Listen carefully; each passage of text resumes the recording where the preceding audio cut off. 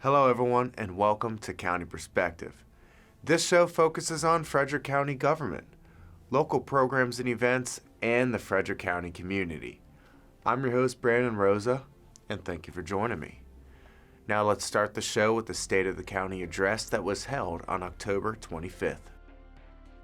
County Executive Jessica Fitzwater hosted her first State of the County address at the Prospect Center, a large county-owned facility on Himes Avenue in Frederick City, which will soon house several divisions directly serving the public. In her 30-minute address, she outlined the administration's core values of inclusion, sustainability, and accountability, and unveiled 3 key initiatives aimed at further strengthening the county. The first initiative, the Transition Dashboard, is a new platform where the public can track the administration's progress on over 60 recommendations made by the transition team in its final report. This dashboard provides information about the work done to implement each recommendation and will be updated quarterly. You can access the dashboard at frederickcountymd.gov/transition-dashboard. The second key initiative involves the creation of the Office of Agriculture, which will centralize and elevate the county's agricultural functions. This office will bring together the agricultural land preservation programs and the Agricultural Innovation Grants program. We are very proud of our diversified, innovative, and growing economy, and the fact that we can celebrate agriculture, one of our oldest industries, and also the life sciences, one of our newest industries. But something that I heard loud and clear on the campaign trail and through the transition process was that we need to do more to preserve not just farmland, but also our farmers and their way of life and their business. And so in tonight's State of the County, I announced that we are creating Frederick County's first Office of Agriculture. We'll be bringing together the functions that already exist in county government so that we can better coordinate with our community partners and really elevate that industry within the county's infrastructure. Among the Office of Agriculture's first task is to update the county's agricultural strategic plan, which has not been updated since 2008. The third and perhaps the most groundbreaking initiative is the opening of a 24/7 walk-in crisis care center for individuals experiencing mental health and/or substance misuse crises. This center, which opened for patients on Thursday, October 26, is the first of its kind in Maryland. It will provide basic medical care and connect patients to community-based resources to offer ongoing recovery-oriented services. The facility is owned by Frederick County and operated by the Mental Health Association under the direction of the Frederick County Health Department. Funding came from congressionally directed spending, a state capital grant, and a portion of Frederick County's American Rescue Plan Act allocation. Day-to-day operations will be supported by opioid settlement payments made to Frederick County. At this point, I'm sure you all have watched an episode of FCG-TV's Destination Frederick County, but have you watched the latest episode? Well, if you haven't, now's your chance to learn how you can channel your inner peace or release your inner rage. If you want inner peace, you can try goat yoga. If you want to release some rage, you can enter the rage room. Watch this episode to find out more. Frederick County, a beautiful and calm place to unwind. It's perfect for goat yoga, just you and the friendly goats sitting in the breeze of a gorgeous day with a lovely landscape stretching off into the distance. Or you could try a rage room and take your frustrations of the week out on Bob. He deserves it. Throw a chair, smash a glass, beat that printer into the nothingness it should be. Couple swings and you'll feel better before you know it. So many ways to find your own personal zen. Go From the Soul combines animal therapy with yoga. So basically you do yoga with baby goats running all around you, which is fun. As with any animal, goats are unpredictable. Goats all have their own unique personalities. It's fun to watch and see what they'll do. Some of them are lazy and want to sleep. Just curl up on your yoga mat and I'll let you do yoga. Some are mischievous, a little naughty sometimes. They're fun to watch. So we have goat cuddles for the folks that don't want to do yoga. It's a shorter session. Basically they come in, sit down, and we bring the baby goats in and they play and cuddle and pet and feed. People who haven't done yoga before sometimes feel intimidated. It's not a studio setting. It's not serious at all. Definitely geared for beginners. However, our instructors are very, very good. So if we have some real yogi enthusiasts in the crowd, they will take the positions to harder and harder levels, but telling the beginners, stay here. But give it a try. It's not intimidating at all.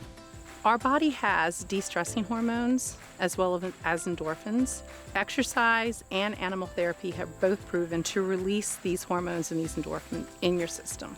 Everyone knows you need to take time for yourself, so why not take an hour and do goat yoga?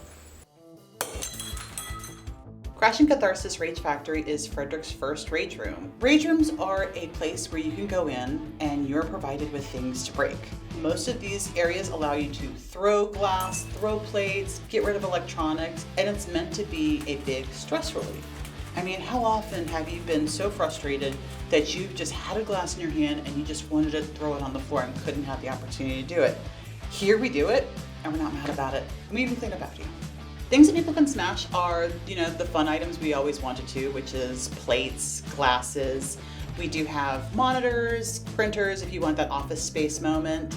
And then we also do BYOB, Bring Your Own Breakables nights, where you provide your own breakables that really have made you mad. So a lot of the things I've done specifically for Frederick's Rage Rooms of Crash and Catharsis Rage Factory is I've tried to go as local as possible. The artists that did the walls, Grimcat NY, are local graffiti artists. All of my merchandise I've purchased from local vendors, and I try and keep it as local as possible because I love Frederick and I intentionally want to work with Frederick. I believe that this helps reduce stress because you're getting the opportunity to take something that is not yours and break it, leave it on the floor and walk away. Because unfortunately, sometimes in our life, we can't do that.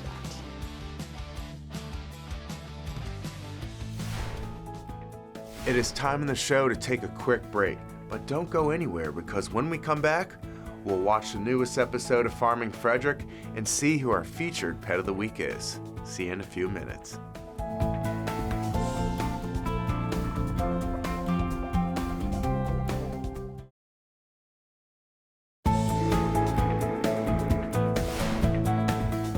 Welcome back to County Perspective. I'm your host, Brandon Rosa. Today we'll learn how to drive a combine harvester in the newest episode of Farming Frederick. But first, let's head on over to Frederick County Animal Control and Pet Adoption Center to see who our cute pet of the week is this time.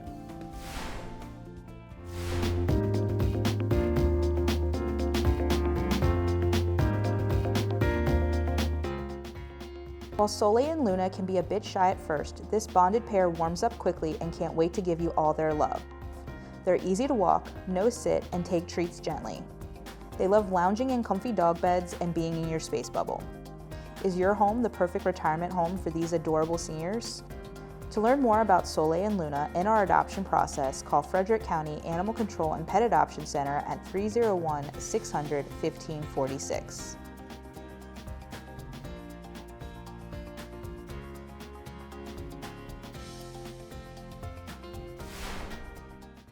On the last episode of Farming Frederick, we visited Whispering Meadows alpaca breeders to learn how individuals in 4-H walk alpacas through an obstacle course. In this episode, we're going to learn how to drive a massive combine harvester. Let's check it out. Cornfields are everywhere in Frederick County. You can see beautiful rows of corn standing around 12 feet tall in some parts of the county. Corn is the primary feed grain in the United States, and right here in Frederick County, 231 farms grow corn for grain. That's a total of around 29,672 acres of corn. So how do farmers harvest all the corn? Well, with a combine harvester. I don't know much about combine harvesters. That is why we are visiting Tucker Family Farm to find out how these massive machines work.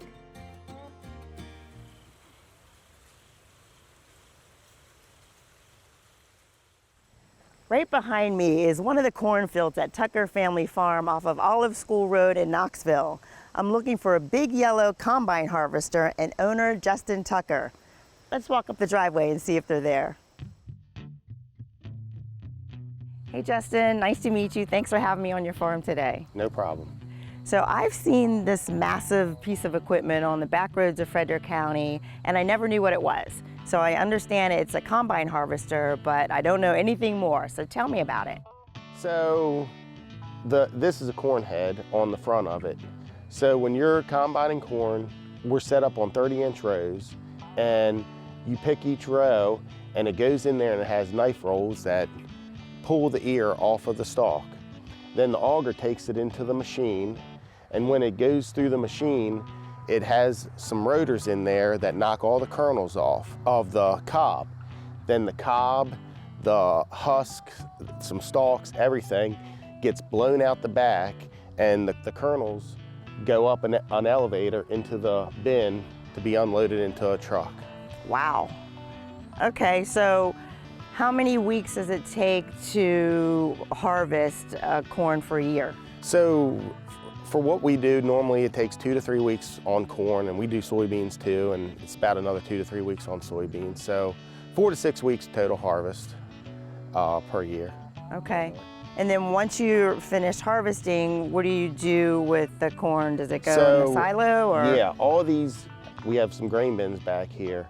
So the corn, we put it into the pit and it goes up this elevator leg, and I can put it in any bin, but it mainly goes to the one bin, and we have to dry it down to 15% moisture. And then we store it normally till after the first year, and we haul it down to Harrisonburg, Virginia, is most of the place we take our corn, and it goes for chicken feed. Oh, wow, okay. So is it easy to drive? I mean, it looks pretty technical in there, in that cabin there. Oh yeah, you want to check it out? I thought you'd never ask. Yes. Let's go. Okay. We're here. So what happens to get this baby rolling? So that starts your machine. This starts the head. Then when you have all that going, you turn the throttle all the way up to the rabbit. Then basically this pushes in and out for your forward and reverse. Okay. And then that puts the head up and down too. This here. Mm-hmm. So can I do that? Yeah. Oh, that's down. Okay, got it. Yep. Oh, okay. Cool. All right, so I'm ready. Let's start it up. So I got to do everything you just said. So this goes down and then up. Yep. Do I press it? Yep, and then pull up. Pull the whole thing up. Yep. I got it. Okay. This one? Hold on a second. It's got to start. Oh, right. I got to hear it. Yep. I heard it. Now it. Woo! Now Okay. it started. Oh, yes. Okay. Now the head. Now Same the head. thing. Same Yep. thing. Down and up. Yep. Let go. Okay. Okay. Oh, I see them going. Yep. Okay. Then your throttle. Throttle Over there. is this. Yep. Turn it. To the 2 right. clicks. 2 clicks. Yep.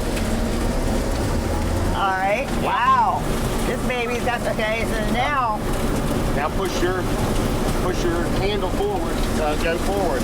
This? Just the whole thing. The whole thing. Yep. Do I touch anything down here? Nope. Oh, just move it. Oh, okay. And just go straight. Yep. And just keep, you Just hold go. it the whole time? Yeah, just you got to line up the points with the rows now. Oh, this is pretty cool.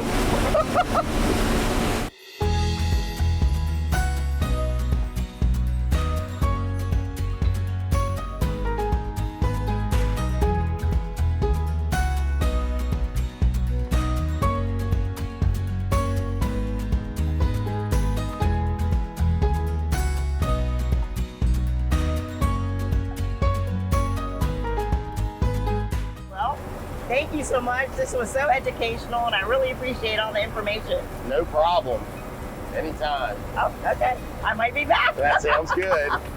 Okay.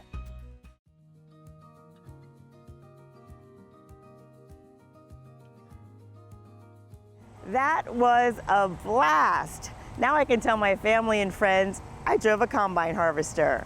I hope you had as much fun as I did. Be sure to tune in to the next episode of Farming Frederick, because you never know what farm we'll visit next. If you'd like to know more about Tucker Family Farm or any other farm in Frederick County, please visit homegrownfrederick.com. Now that fall is here, there are plenty of things going on in the county to keep you and your family busy. Let's find out what activities county divisions and departments are hosting in the next few weeks in this episode's calendar of events.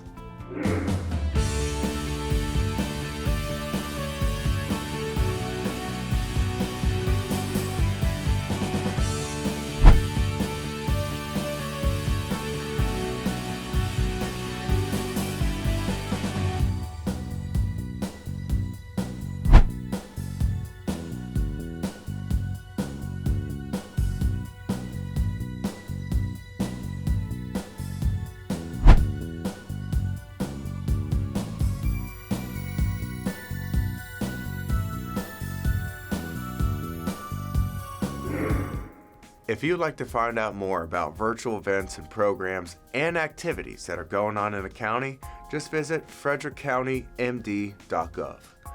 This episode of County Perspective is almost over, but let me tell you all a few things before we end the show.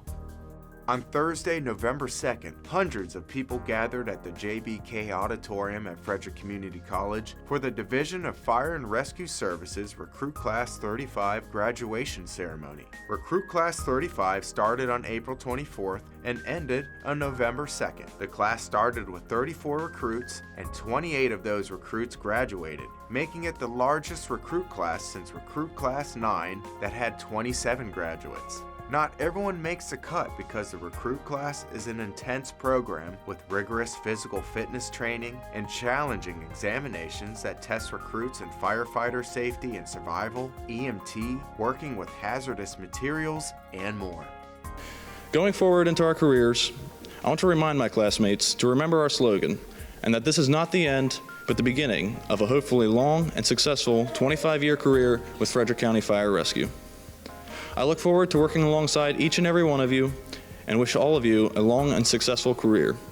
All graduates started their first shift with the Division of Fire and Rescue Services on Saturday, November 4th. Recruit Class 36 and 37 will begin on January 2nd. If you are a Frederick County resident and you would like trees planted on your property, well, you're in luck because the Frederick County Division of Energy and Environment has opened its annual application period for the Creek Relief Reforestation Program. Property owners interested in having native trees planted on their land may apply between now and December 30th of 2023. Since the program's inception in 2018, Creek Relief has helped local landowners enhance the environmental quality of more than 480 acres. A goal of the Department of Stormwater is to increase forested land in Frederick County because trees help to filter our water. The Maryland Department of Natural Resources recognized the importance of this work and awarded the Division of Energy and Environment over $1 million in grant funding from the Chesapeake and Atlantic Coastal Bays Trust Fund. Properties included in the Creek Relief Program receive considerable benefits at no cost to the landowner. In support of the county's reforestation goals, the Creek Relief Program creates permanent conservation easements for the selected parcels. Then, specialists perform a land easement, develop a planting plan, install a variety of native trees, and provide 5 years of mowing and maintenance to help establish the forest. The landowner receives a one-time payment for the conservation easement placed on a planted parcel. The overall program has a tremendous positive impact on our regional watershed. Forested land provides better stormwater control, prevents soil erosion, and reduces the risk of flooding. Forests also eliminate water pollutants and create biodiversity in our local ecosystem. Information about Creek Relief is available at frederickcountymd.gov/Creek Relief. Applicants may apply online or contact Program Manager Linda Williamson for assistance at 240-608-7426 or via email to lwilliamson1@frederickcountymd.gov. Well, everyone, that is all we have in this episode of County Perspective. If you want to stay up to date on important news and events going on in the county, follow Frederick County on social media. We'll see you next time with a fresh look from a county perspective. Take care, everybody.